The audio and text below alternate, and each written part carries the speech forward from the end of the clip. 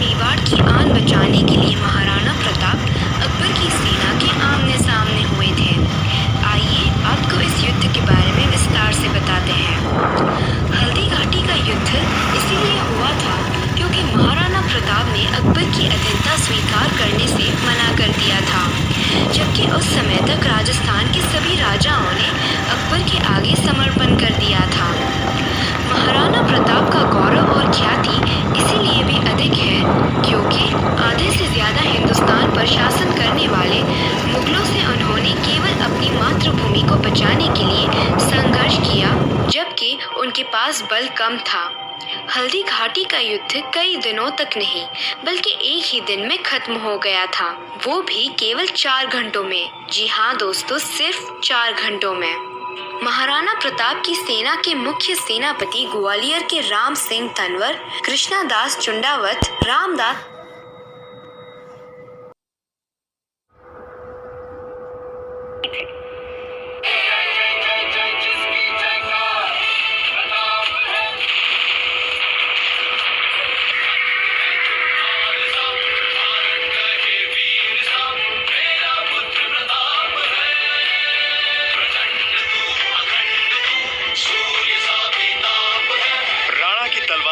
युद्ध भूमि में बिजली सी चमकी तो फिर मयान में वापस नहीं गई।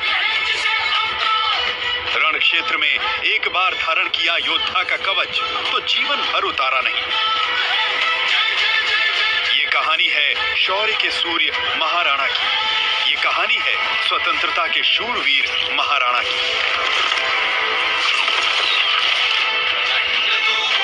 मेवाड़ के महाराणा का शौर्य अद्भुत था, उनकी शक्ति और संकल्प अकल्पनीय था।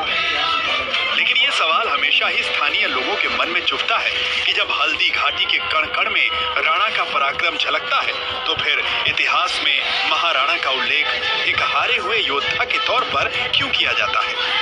इतिहास में क्यों ये दर्ज है कि महाराणा मुगलों से लड़े तो जरूर लेकिन जीते नहीं, आत्मसमर्पण तो नहीं किया लेकिन शासन भी नहीं कर पाए?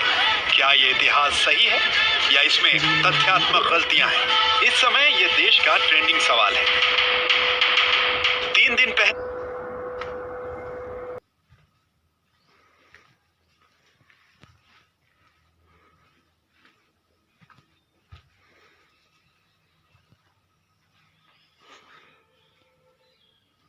प्राणी प्रेस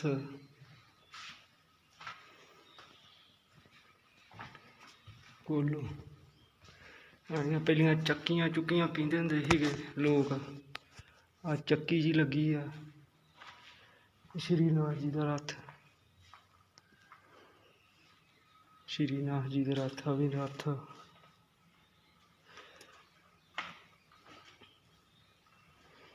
ਪਤਾ ਨਹੀਂ ਕੀ ਆ, ਆ ਵੀ ਕੁਛ ਚੱਕੀ ਜੀ ਆ।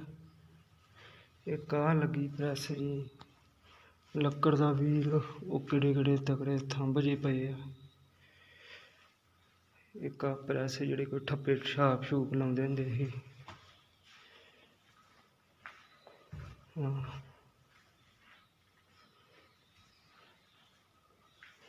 ਇੱਕ ਆ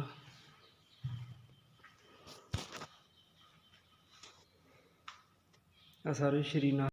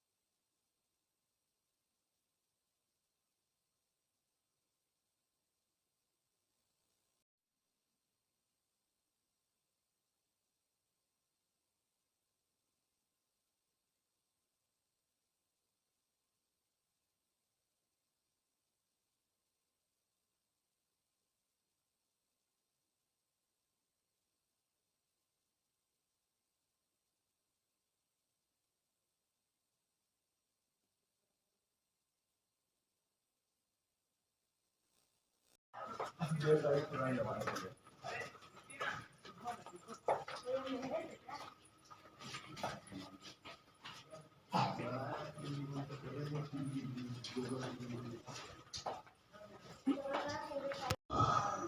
ये युद्ध समाप्त हुआ तो वहां पर मानसूनी बरसात हुई और वहां पर कटी हुई लाशें और खून ने पानी में मिलकर एक तलाई का रूप ले लिया।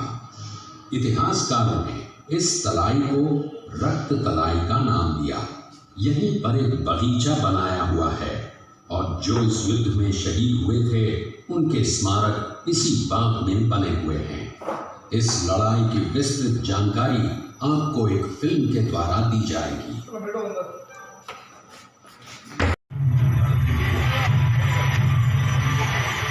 बाल्यकाल चित्तौड़गढ़ में गुजरा।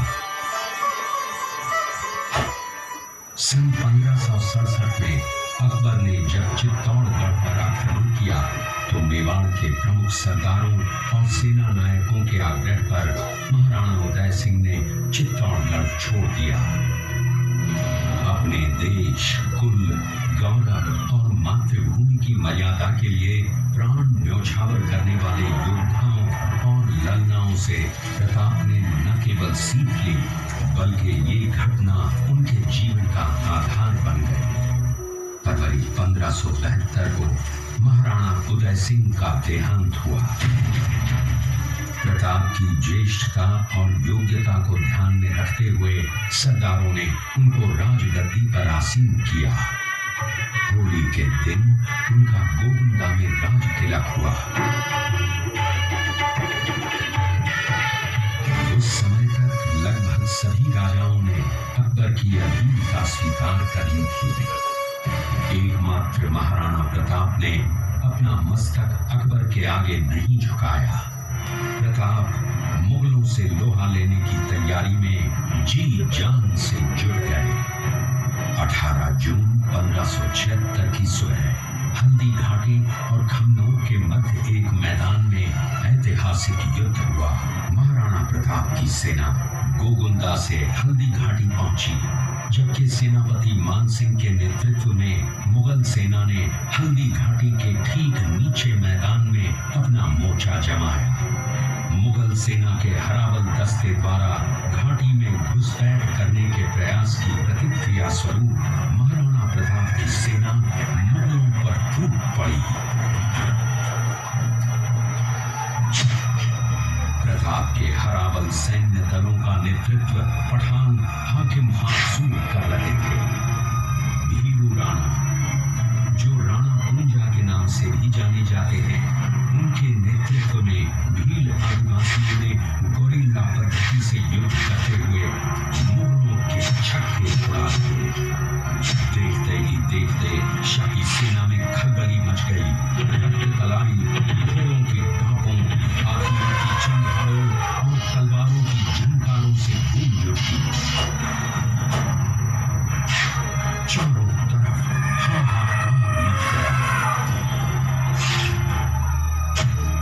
युद्ध का घटनाक्रम अचानक उस समय बदल गया जब प्रताप ने अपने घोड़े चेतक को एड़ लगाकर मानसिंह के हाथी पर चढ़ा दिया और उस पर भाले से भरपूर वार किया। मानसिंह हौदे में दुबक गया। हाथी से उतरते समय चेतक की एक टांग कट गई। इस स्थिति को भांपकर महाराणा प्रताप के हमशक्ल सेनापति झालामान ने महाराणा प्रताप से आज्ञा लेकर उनका राजमुकुट धारण किया। मुगल सेना झालामान को महाराणा प्रताप समझकर उन पर टूट पड़ी और झालामान शहीद हो गए। उधर चेतक ने अपने स्वामी को 5 किलोमीटर तक 3 टांगों पर ही लेकर एक बरसाती नाले को पार किया। उसके पश्चात उसके प्राण पखेरु उड़ गए। इस युद्ध से महाराणा प्रताप के मन पर गहरा प्रभाव पड़ा।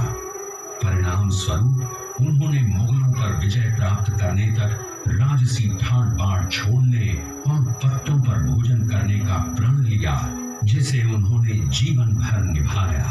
महाराणा प्रताप ने अपना सैन्य बल बढ़ाकर सर्वप्रथम अरावली पर्वत की घाटियों में बसे दिलेर पर चढ़ाई कर विजय प्राप्त की। इसके बाद कुंभलगढ़ पर भी विजय प्राप्त की। सिर्फ चित्तौड़गढ़ को छोड़कर सारे मेवाड़ को अपने अधीन कर लिया। कालांतर में महाराणा ने चावंड में अपनी राजधानी स्थापित की।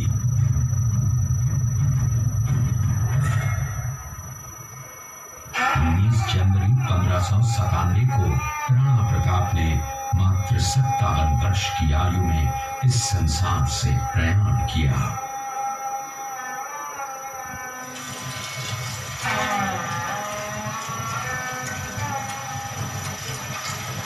हल्दी घाटी का युद्ध एक सांप्रदायिक युद्ध न होकर आत्मसम्मान, मातृभूमि की स्वतंत्रता व स्वाधीनता का संघर्ष था। इसका प्रमाण ये है कि जहां पर अकबर की सेना के सेनापति जयपुर के राजा मानसिंह थे, वहीं पर महाराणा प्रताप की सेना के सेनापति काबुल के हाकिम खां सूर थे। महाराणा प्रताप स्वतंत्रता की वेदी पर एक ऐसा अंगारा था जो आत्मसम्मान व देश गौरव के लिए दिन रात जलता रहा, धधकता रहा और अंत में बुझकर भी उसने देश में ऐसा लौह भर दिया जिसकी प्रखर किरणों ने भारत माता को गुलामी की जंजीरों से मुक्त कराने के लिए सदा प्रेरित किया।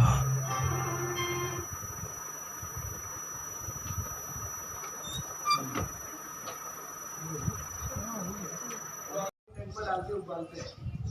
भाप जो बनती है, भाप से गुलाब जल तैयार होता है जो आंखों में मिठाई, मेकअप, पूजा के लिए काम आता है। दूसरा बनाते हैं गुलकंद, गुलाब के फूलों की पत्तियां और खड़ी मिश्री को कूटकर बनाते हैं। तो गैस, कफ, एसिडिटी, पाइल्स, मुंह में छाले होते हो, पेट में जलन होती हो तो गुलकंद पेट के लिए ठंडक करता है।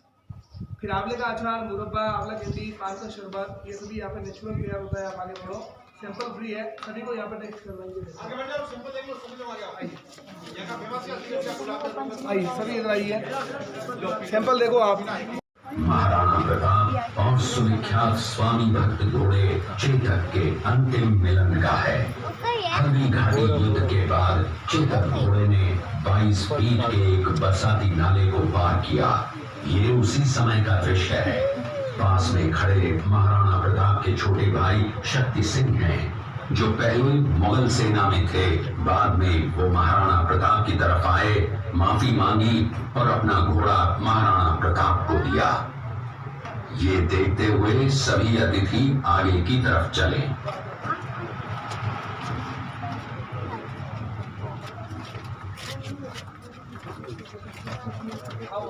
गुफाओं के अंदर घुस के मत लेना।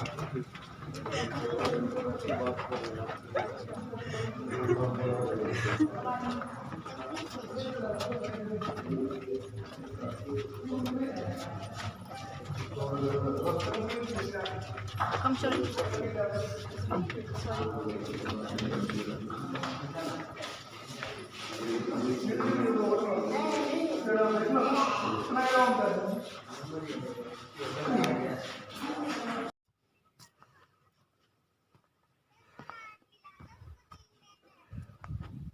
तो लिया थे, मेरे को क्या कह रहे हो? मैं तो गया ही नहीं। अरे मैं तो गया ही नहीं।